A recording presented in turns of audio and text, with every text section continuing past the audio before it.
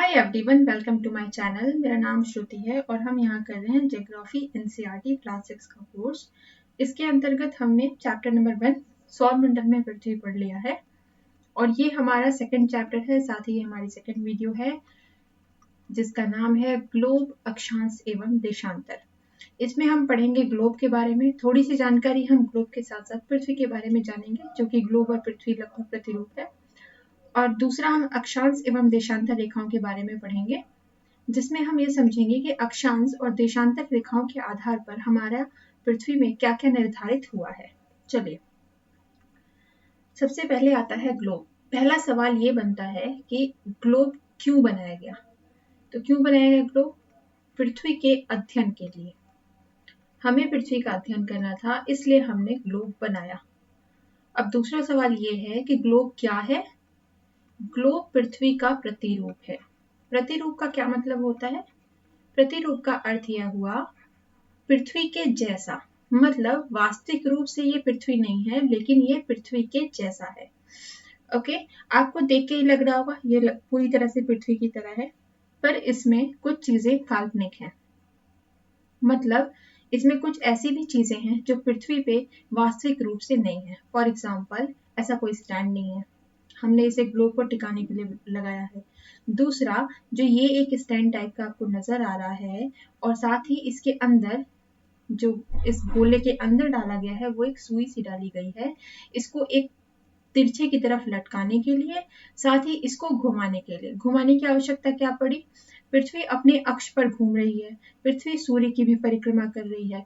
तो अब इसके बारे में हमें अगर अध्ययन करना है, तो अगर हम ये कह रहे हैं कि पृथ्वी का प्रतिरूप बना रहे हैं, तो ऑफकोर्स हम इसे घुमाने वाली स्थिति में भी लाएंगे, इसलिए जरूरत पड़ी। साथ ही अगर आप ये देखें तो यहाँ पे हमें दिख रहा है नॉर्थ अमेरिका, यहाँ हमें दिख रहा है साउथ अमेरिका, पर क्या हमें रूस दिख रहा है? क्या हमें चीन दिख रहा है? अगर हम ओवरऑल बात करें तो क्या हमें यहाँ पे ऑस्ट्रेलिया दिख रहा है या फिर हमें एशिया दिख रहा है? नहीं। तो उसे देखने के लिए हमें क्या करना पड़ेगा? इसे घुमाना पड़ेगा। तो इन दोनों ही कारणों से इसे इस तरह से बनाया गया। अब तीसरी बात, आप यहाँ पे देख रहे होंगे ये एक तरफ झुकी हुई है, इस तरफ यानी कि दाहिने तरफ ये झुकी हुई है। पृथ्वी भी हमारी दाहिने तरफ झुकी हुई है। ये बहुत इंपॉर्टेंट है, इसे ध्यान रखिएगा, ये आगे आपके लिए बहुत इंपॉर्टेंट है। कितनी डिग्री पे झुकी हुई है? 23.5 डिग्री पे। अर्थात हमारी पृथ्वी बिल्कुल सीधे नहीं खड़ी है, बिल्कुल सीधे परिक्रमा नहीं कर रही। हमारी पृथ्वी थोड़ी सी झुकी हुई है इस तरह से। अगर उसका आप टिल्टेड रूप देखेंगे तो इस तरह से पृथ्वी थोड़ी सी झुकी हुई है। और कितनी डिग्री पे? 23.5 डिग्री पे। ये हमारी ग्लोब की बात हो गई। ठीक है, अब हम आगे देखते हैं। पृथ्वी में हमने कुछ हमने ऐसी काल्पनिक रेखाओं का निर्माण किया है। कि किसने किया है? भूगोलवेत्ताओं ने। क्यों किया है? ताकि हम पृथ्वी के बारे में पूरी तरह से अध्ययन कर सकें और हम उसमें समय निर्धारण जैसी चीजों के बारे में जान सकें। कैसे करते हैं हम? देखिए, सबसे पहला जो हमारी रेखा खींची गई, एक काल्पनिक रेखा खींची गई, वो पृथ्वी के बीचों बीच खींची गई। पृथ्वी के बीचों बीच एक रेखा खींची गई जिसे हमने 0 डिग्री माना और हमने इसे कहा भूमध्य रेखा। अर्थात भू मतलब पृथ्वी, पृथ्वी के मध्य में खींची गई रेखा भूमध्य रेखा, जो कि 0 डिग्री माना हमने। इसके सबसे ऊपर हम इसे कहते हैं, अगर आप दिशाओं की बात करेंगे तो ये ऊपर वाला हिस्सा जो है ये नॉर्थ है, यानी कि ये उत्तर है, और जो ये नीचे है ये दक्षिण है, यानी कि ये साउथ है। तो इस वाले हिस्से को हम कहते हैं उत्तरी ध्रुव और हम नीचे वाले हिस्से को कहते हैं दक्षिणी ध्रुव। और ये जो बीचों बीच रेखा खींची गई है इसे हम कहते हैं भूमध्य रेखा। इसके अलावा आप यहाँ पे देखिए कि भूमध्य रेखा के ऊपरी हिस्से को या उत्तरी हिस्से को, भूमध्य रेखा ये रही हमारी, इसके ऊपरी हिस्से को या फिर उत्तरी हिस्से को हम क्या कहते हैं? उत्तरी गोलार्ध। गोलार्ध क्यों कह रहे हैं? ये पूरे गोले की बात नहीं करी, गोले का आधा गोलार्ध। तो हम यहाँ पे बात कर रहे हैं, अगर हम ये कहें कि भारत उत्तरी गोलार्ध में स्थित है, तो इसका मतलब आप विश्व के मैप में कहाँ समझेंगे? इस ऊपर वाले एरिया में। ठीक है, तो जो भूमध्य रेखा के ऊपर होगा वहां पे भारत स्थित है, अर्थात भारत हमारा उत्तरी गोलार्ध में स्थित है। अब भूमध्य रेखा से निचला हिस्सा या दक्षिणी हिस्सा हमारा क्या कहलाता है, दक्षिणी गोलार्ध, यानी भूमध्य रेखा ये हो गई, इसका जो ये निचला हिस्सा है, या फिर दक्षिणी हिस्सा ये हमारा कहलाता है दक्षिणी गोलार्ध। गोले का आधा, मतलब ये इतना एरिया हमारा कहलाएगा दक्षिणी गोलार्ध, और इतना वाला जो एरिया है हमारा ये वाला, ये कहलाएगा हमारा उत्तरी गोलार्ध। चलिए अब आगे बढ़ते हैं, और भी हम देखते हैं रेखाओं के बारे में। अक्षांश रेखाएं, अक्षांश रेखाएं इसे हम समानांतर रेखा भी कहते हैं। क्या कहते हैं, इसे हम समानांतर रेखा भी कहते हैं। वो क्यों कहते हैं, क्योंकि ये समानांतर रेखाएं हैं। कैसे, ये देखिए, ये वाली जो रेखा है ये हमारी है भूमध्य रेखा, जिसके बारे में हमने अभी पढ़ा 0 डिग्री। ठीक है, अब आप ये देखिए, ये रेखा है, फिर ये रेखा है, ये है, ये चले जा रही हैं, और ये कहाँ जाके मिल रही हैं, ये ऊपर जाकर अपनी ही रेखा में मिल रही हैं। ये अपनी, ये घूम करके पूरे वृत्त में ये घूम करके एक वृत्त का निर्माण कर रही हैं, और ये अपनी ही रेखा में मिल रही हैं। अर्थात ये वाली रेखा इस रेखा से नहीं मिल रही। इस तरह की रेखाओं को जो समानांतर रूप से चलती जा रही हैं, ऐसी रेखाओं को समानांतर रेखा भी कहा जाता है। जो हमारी अक्षांश रेखाएं हैं ये क्षैतिज है, यानी कि ये समानांतर है। अब हम देशांतर रेखाएं देखते हैं कि वो कैसी होती हैं। ये देखिए, हमने अक्षांश रेखा ऐसी पढ़ी थी, क्षैतिज पढ़ी थी, पर हम यहाँ पे ये देखेंगे कि ये रेखाएं इस तरह से हैं। कैसी हैं, ये ऊर्ध्वाधर रूप में है, लेकिन इसको समानांतर नहीं कहेंगे। क्यों नहीं कहेंगे, ये देखिए, ये 0 डिग्री देशांतर रेखा यहाँ पे बनी है, 0 डिग्री है, ये देशांतर रेखा है। अब क्या हो रहा है, यहाँ से जो ये रेखाएं जा रही हैं ऊपर जाके मिल जा रही हैं। वहां क्या हो रहा था, वो अपनी ही रेखा में वृत्त का निर्माण कर रही थी, वो कहीं और नहीं मिल रही थी। और ये क्या कर रही हैं, ये सभी रेखाएं मिल जा रही हैं आपस में, ये समानांतर नहीं है। ये आगे जाकर के ऐसे ही रेखा है, जैसे मान लीजिए, तो ये क्या कर रही हैं, ये आगे जाके ऐसे मिल जा रही हैं, तो इन रेखाओं को हम समानांतर रेखा नहीं कहेंगे। ओके, ये हमारी देशांतर रेखा हो गई। ये आप देख सकते हैं, इधर साइड में ये उत्तरी ध्रुव है। जो देशांतर रेखा 0 डिग्री होती है, इसके इस तरफ को हम क्या कहते हैं, पूर्वी, और इस तरफ को हम क्या कहते हैं, पश्चिमी। जो देशांतर रेखाएं हैं वो पूर्वी और पश्चिमी के रूप में हैं, जबकि जो हमारी अक्षांश रेखाएं हैं वो नॉर्थ और साउथ के रूप में हैं, मतलब वो उत्तर और दक्षिण के रूप में हैं। ये थोड़ी सी चीज याद रखिएगा। ये तो अभी मैंने सिर्फ आपको रेखाओं से एक परिचित कराया है कि ये हमारी रेखाएं कैसी हैं। आगे हम देखते हैं, थोड़ा सा देख लीजिए, नॉर्थ पोल यानी कि उत्तरी ध्रुव, यहाँ पे साउथ पोल यानी कि दक्षिणी ध्रुव, इक्वेटर मतलब भूमध्य रेखा। ठीक है, ये वाली जो रेखाएं हो गई, ये वाली रेखाएं हमारी हैं समानांतर रेखा या अक्षांश रेखाएं, और जो ये रेखा है ये 0 डिग्री देशांतर है, और ये सारी रेखाएं जो है, ये लंबवत जो है, ये वाली रेखाएं हमारी है देशांतर रेखा। अब हम देख रहे हैं पृथ्वी के ताप कटिबंध। ये बहुत इंपॉर्टेंट है, इसे ध्यान से समझिएगा। जैसा कि हमने अभी समझा था, ये अक्षांश रेखाओं के आधार पर होता है। अगर आपसे कोई पूछे कि पृथ्वी के ताप कटिबंध पे जो रेखाएं खींची गई हैं, इसे अगर हम रेखाओं के आधार पे कहें तो ये अक्षांश रेखा है या देशांतर रेखा है, तो आप कहेंगे ये अक्षांश रेखा है। ठीक है, देखिए, ये हमने पढ़ लिया, ये हमारी पृथ्वी के बीचों बीच मध्य रेखा खींची गई, ये 0 डिग्री है। इसके ठीक 23.5 उत्तर की तरफ, ये हमने देखा यहाँ उत्तरी ध्रुव है, ये उत्तर दिशा है, तो जो उत्तर की तरफ एक रेखा खींची गई, इसे हमने कहा कर्क रेखा। क्या कहा, कर्क रेखा। और जो ठीक इसके नीचे दक्षिण की तरफ रेखा खींची गई, इसे हमने कहा मकर रेखा। कि दोनों ही रेखाओं का जो कोण है वो बिल्कुल सेम है, 23.5 डिग्री, 23.5 डिग्री जो है इसकी, वो है उत्तर, और 23.5 दक्षिण। बस इसमें फर्क क्या है, ऊपर वाली रेखा कर्क रेखा कहलाती है, नीचे वाली मकर रेखा। इसके बाद जो दक्षिण साइड में एक और रेखा खींची गई, वो 23.5 से 66.5 तक खींची गई, 66.5 डिग्री दक्षिण। ठीक है, और उसी तरह से उत्तर साइड में भी 66.5 डिग्री उत्तर की एक रेखा खींची गई। उसके बाद हमारा आता है उत्तरी ध्रुव, जिसका कोण हम बोलते हैं 90 डिग्री। उसी तरह से दक्षिणी ध्रुव का कोण भी 90 डिग्री है। अब हमने इसमें ताप कटिबंध कैसे फिट किया, देखिए, मान लीजिए यहाँ पे ये हमारा सूर्य है, ये हमारा हो गया सन। ठीक है, आप देखिए यहाँ से जो सूर्य की रोशनी है वो सबसे ज्यादा कहाँ पे पड़ती है, बिल्कुल सीधे पड़ती है, वो हमारी कर्क रेखा से लेकर मकर रेखा तक पड़ती है। तो अगर सूर्य की किरणें सीधे यहाँ तक पहुंच रही हैं तो सबसे ज्यादा ऊष्मा कहाँ पे आएगी, इसी क्षेत्र में आएगी, अर्थात 0 डिग्री से लेकर के 23.5 उत्तर और 0 डिग्री से 23.5 दक्षिण। तो इन दोनों ही एरिया को, इस पूरे एरिया को हमने क्या कह दिया, उष्ण कटिबंध। उष्ण का क्या मतलब है, हमने इसे कहा उष्ण कटिबंध। उष्ण का जो क्षेत्र है वो कितना है, 0 डिग्री 23.5 उत्तर और दक्षिण। ठीक है, तो इसको हमने कह दिया उष्ण कटिबंध। क्यों, क्योंकि सूर्य की किरणें यहाँ पे सीधे पड़ रही हैं और यहाँ सबसे ज्यादा गर्मी होती है। तो अगर आप विश्व का मैप रखें और अब आप इक्वेटर के 23.5 डिग्री ऊपर जाएं और इक्वेटर के 23.5 डिग्री नीचे जाएं तो आप इन सभी देशों को, यहाँ पे जितने भी देश रह रहे हैं उन सभी को आप ये कह सकते हैं कि उष्ण कटिबंधीय क्षेत्र वाले विश्व राष्ट्र हैं। ठीक है, तो इस तरह से आप वहां की जलवायु का भी अंदाजा लगा सकते हैं कि इसका मतलब इन सभी क्षेत्रों में गर्मी होती होगी। ओके, चलिए अब आगे बढ़ रहे हैं हम। ये देखते हैं 23.5 से जो 66.5 डिग्री उत्तर और 66.5 डिग्री दक्षिण का बंटवारा हुआ है, इसे क्या नाम दिया है हमने, इसे हमने नाम दिया शीतोष्ण।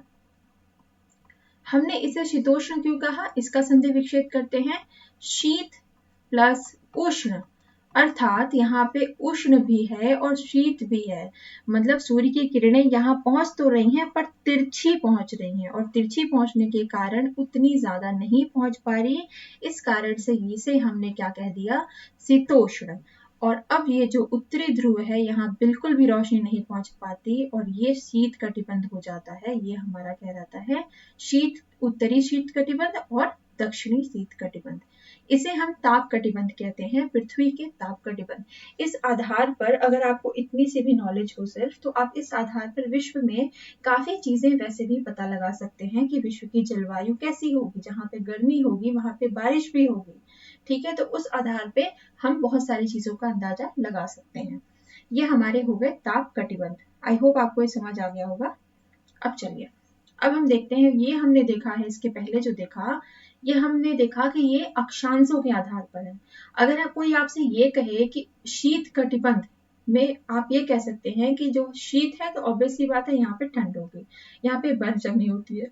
लेकिन अगर मैं आपसे ये कहूँ भूमध्य रेखा से उत्तरी अक्षांश की ओर जाने पे, अर्थात यहाँ से यहाँ जाने पे तापमान कैसा होगा, तो आप सीधे सीधे मुझे बता देंगे कि भूमध्य रेखा से उत्तरी अक्षांश की ओर ऊपर जाने पे हमें ठंड मिलेगी, अर्थात तापमान कम मिलेगा। ठीक है, उसी तरह से अगर मैं आपसे बोलूं कि यहाँ से दक्षिणी पे जाने पे क्या होगा, ठीक है, दक्षिणी गोलार्ध में जाने पे क्या होगा या फिर दक्षिणी अक्षांशों की ओर जाने पे क्या होगा, तो वो भी आप बता देंगे। लेकिन हम यहाँ पे बात कर रहे हैं अक्षांश की, हम किस शब्द का इस्तेमाल कर रहे हैं, अक्षांश की, हमने देशांतर की बात नहीं करी। लेकिन अब जो हम समझने वाले हैं वहां पे देशांतर रेखाओं का बहुत बड़ा रोल है। देखिए, इसे हम कहते हैं ग्रीनविच रेखा या फिर प्रमुख याम्योत्तर। मतलब जो हमारा टाइम जोन है, जो हमारे विश्व का टाइम जोन है, उसकी बात चल रही है। ठीक है, आप ये देखिए, यहाँ पे हम मानते हैं बीचों बीच, इसे ही हम ग्रीनविच रेखा भी कह देते हैं, प्रमुख याम्योत्तर भी कहते हैं, इसे ग्रीनिच रेखा भी कहा जाता है कहीं कहीं। तो अलग अलग किताबों में अलग अलग नाम इसके मिल जाते हैं, आप कंफ्यूज मत होइएगा।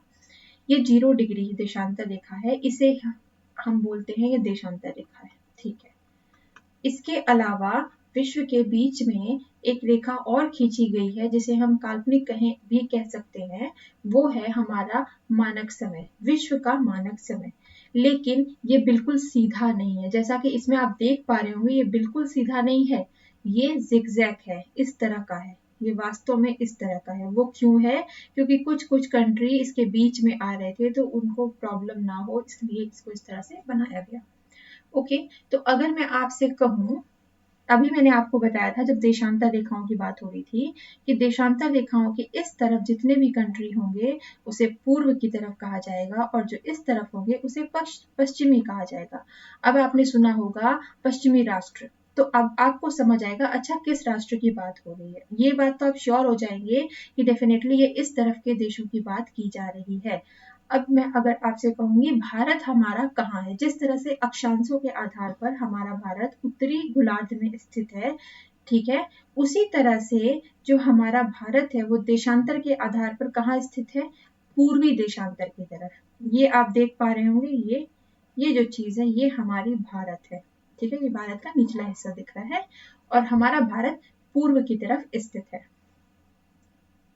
अब अलग अलग कंट्री में अलग अलग टाइम जोन होता है। विश्व का टाइम जोन एक टाइम जोन है। ये टाइम जोन समझने के लिए हमें और ज्यादा अच्छे डिटेल में जाना पड़ेगा और आपकी जो 6 क्लास की एनसीईआरटी है इसमें बहुत माइनर बताया है और मुझे लगता है कि टाइम जोन को समझने के लिए इतना काफी नहीं है।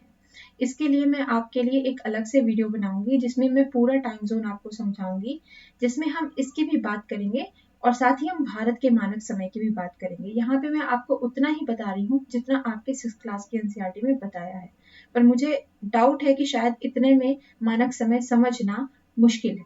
फिर भी जितना उसमें बताया मैं आपको बताती हूँ और जल्दी ही मैं आपके लिए एक नया वीडियो लाऊंगी टाइम जोन पे। देखिए जो ये पूर्व की तरफ कंट्रीज हैं, ठीक है, इनका समय आगे है और जो भारत का समय है, भारत का जो समय है वो 5.5 घंटे आगे है। अब ये आगे कैसे है, ये क्या है, ये चीज समझने के लिए आपको पूरी डेप्थ में जाना पड़ेगा। उसके लिए आप थोड़ा इंतजार करें या फिर मुझे लगता है आप में से कईयों को पता भी होगा। चलिए अब हम आगे बढ़ते हैं और देखते हैं। आपको यहाँ पे इतना ही ध्यान रखना है कि जो ग्रीनविच रेखा है अगर इसका कोई संबंध है तो किन रेखाओं से है, देशांतर रेखाओं से। अब हम आगे बढ़ते हैं और भारत के मानक समय के बारे में थोड़ी सी बात कर लेते हैं। देखिए ये हमारा भारत का मानक समय है। जैसे कि हमने बात की थी अभी आपसे कि जो हमारा भारत है ये पूर्व में स्थित है, पूर्वी देशांतर की तरफ स्थित है। इसलिए आप देख पा रहे होंगे कि अगर हम इसके अक्षांशीय विस्तार, सॉरी अक्षांशीय नहीं देशांतरी, अगर हम इसके देशांतरी विस्तार की बात करें तो जो भारत है उसका विस्तार कितना है, 68 डिग्री पूर्व से 97 डिग्री पूर्व तक। ये देखिए 68 डिग्री पूर्व से 97 डिग्री पूर्व तक। लेकिन जब आप दिशाओं की तरफ देखेंगे तो हम कहेंगे ये नॉर्थ है, ये साउथ है, ये ईस्ट है और ये वेस्ट है।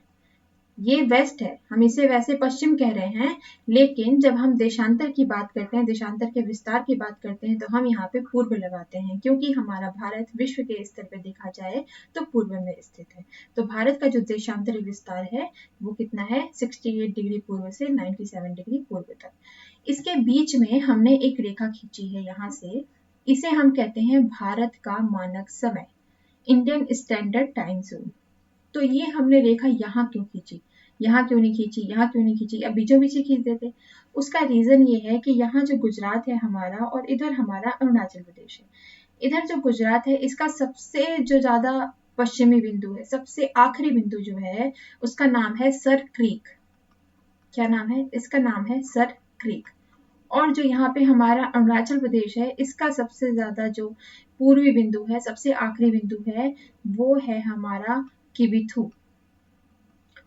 तो जो सर क्रीक है और जो किबिथु है इनके बीच में जो समय का अंतराल है वो कितना है, 2 घंटे का, 2 घंटे का फर्क है। तो इससे आपको एक आइडिया लगेगी कि देखिए कितना ज्यादा फर्क है, कितना हमारा जो भारत है इसका क्षेत्रफल अगर हम देखें या फिर इसका हम विस्तार देखें तो कितना ज्यादा है। 2 घंटे का फर्क एक ही अपने ही देश में है।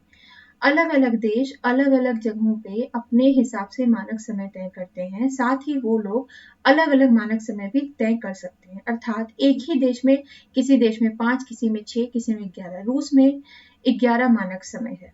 तो अब प्रॉब्लम ये है कि इस वाली दूरी को और इस वाले लोगों को प्रॉब्लम समस्या से कम करने के लिए इस तरह से बीच में रेखा खींची गई और जो ये रेखा खींची गई है ये 82.5 डिग्री पूर्व में खींची गई, ये आपको याद रखना होगा। इसे हम कहते हैं इंडियन स्टैंडर्ड टाइम जोन या भारत का मानक समय। लेकिन उसके बावजूद भी, यहाँ खींचने के बावजूद भी सबसे पहले सूरज इधर निकल आता है और यहाँ पे बहुत जल्दी सुबह हो जाती है और रात जल्दी हो जाती है, अंधेरा भी जल्दी हो जाता है। तो यहाँ के लोगों को वर्किंग आवर्स कम मिलते हैं और बहुत तरह की समस्या होती है। जैसे कि मान लीजिए कि वो सुबह जल्दी शुरू कर रहे हैं पर अगर सारा काम नहीं शुरू हो रहा है जल्दी तो प्रॉब्लम हो सकती है। तो एक तो लाइट की भी प्रॉब्लम हो सकती है, ठीक है। तो ये लोग क्या करते हैं, आप वहाँ पे अगर जाएंगे इस एरिया में तो आप देखेंगे बहुत जल्दी ही सुबह हो जा रही है, मतलब 4 बजे वहाँ ऐसा माहौल हो जाता है 5 बजे तक, जैसे कि हमारे यहाँ 8 बजे होता है। नॉर्थ साइड में जो 8 बजे होता है वो यहाँ पे 4 बजे ही लोग 5 बजे उठने लग जाते हैं। 8 बजे ना सही आप 7 बजे बोल दीजिए, ठीक है। तो इस तरह से ये फ़र्क है। और बीच-बीच में ये यहाँ पे ये सवाल उठता रहता है कि क्या हमें भारत को 2 मानक समय कर देना चाहिए? ये टॉपिक ऐसा है जो आपको अपडेट करता रहना पड़ेगा, क्योंकि करंट अफेयर में कई बार ये सवाल उठता है, तो आपके क्वेश्चन जो है ये बनते हैं इस तरह के। ये टॉपिक आप अपडेट करेंगे तभी ये कंप्लीट हो पाएगा। ओके गाइस, तो यहाँ पे आपका ये लेसन खत्म होता है। ओके, अगर आप देखना चाहें तो चलिए ये भी देख लीजिए कि जो भारत के जो ये मानक समय बीच में से जा रहा है, ये किन-किन राज्यों से छूकर निकलता है। कई बार ये क्वेश्चन पूछ लेते हैं। ये उत्तर प्रदेश, मध्य प्रदेश, छत्तीसगढ़, उड़ीसा और आंध्र प्रदेश। अगर आप यहाँ पे देखेंगे तो इसी तरह से ये कंट्री है, ठीक है। ये आखिरी में आंध्र प्रदेश है, फिर उड़ीसा है, इस तरह से करके, ठीक है गाइस। अब यहाँ पे हमारा ये खत्म होता है चैप्टर। इसके बाद हम करेंगे चैप्टर नंबर 3, जो हमारा होगा पृथ्वी की गतियों के बारे में, जिसमें हम पढ़ेंगे पृथ्वी की कौन-कौन सी गति है और उससे हमारे दिन-रात और जो हमारी मौसम है, ऋतुएँ हैं, वो कैसे बदलती हैं। ठीक है, आप तब तक पढ़ते रहिए। हम मिलेंगे आपसे अगले लेसन में। Take care, bye bye.